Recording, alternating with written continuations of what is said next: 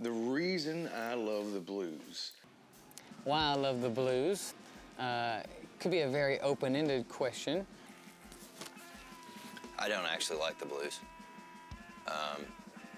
It's horrible.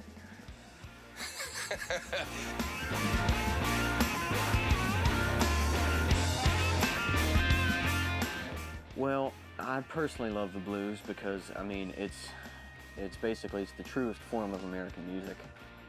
To a lot of people, blues music is just another genre, another style of musicality, musicianship, and so on. But it's never been that for people that truly love blues. All music's heartbeat is the blues, right? And, you know, while the beat's cool, it's got to have something to drive that. And the blues is the driving force behind country music, behind rock and roll music, behind hip-hop music, behind urban music, behind any form of popular music.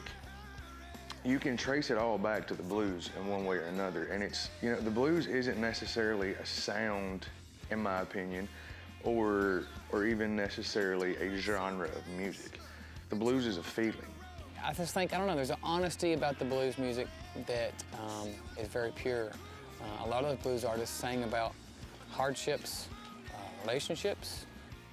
They weren't trying to be rock stars. They weren't trying to be, you know, anything. It was just, that was, you know, a way of expressing the grief and turmoil that they were going through as, you know, people, you know, and it was to me, it's the one music that is truest to its integrity above all other genres of music.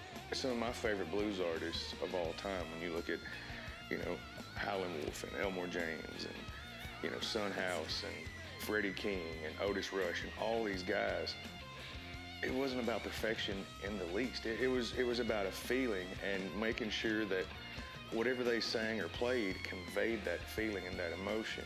It can make you want to cry, it can make you scared, it can make you want to dance, it can make you fall in love, it can make you fall out of love. It's everything. It's about making sure that 155% of what you got goes into every piece of what you do. You know, whether it's the quietest notes you play or whether it's the angriest note you're playing. It's a situation with the blues, man, where it's got to mean something or everybody knows it's not right.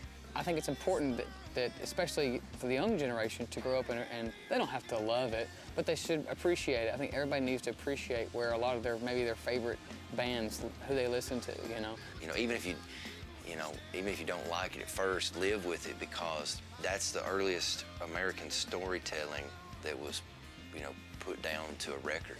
Of course, Led Zeppelin and Aerosmith and the Rolling Stones, they're all blues rock and roll bands, and they'll tell you the same thing. It all goes back to the blues, you know. Same thing with even Southern bands, Leonard Skinner, Allman Brothers. I mean, the Grateful Dead did a lot of blues stuff. I mean, look at Led Zeppelin. How many blues songs did they, you know? it's still, you know, it's like, it's a wonderful, wonderful music, and I think anybody should at least, you know, live with it. And I think if you have never been around the blues, you should definitely indulge yourself, because it's a very contagious human element that I think a lot of us can relate to now through any struggles you're going through. It transcends all genres. It's more about the lifestyle and the hurt that went into those early blues songs that has manipulated and controlled the way that music in its truest forms has moved from genre to genre throughout decades of music. And without it, God only knows where we would be today.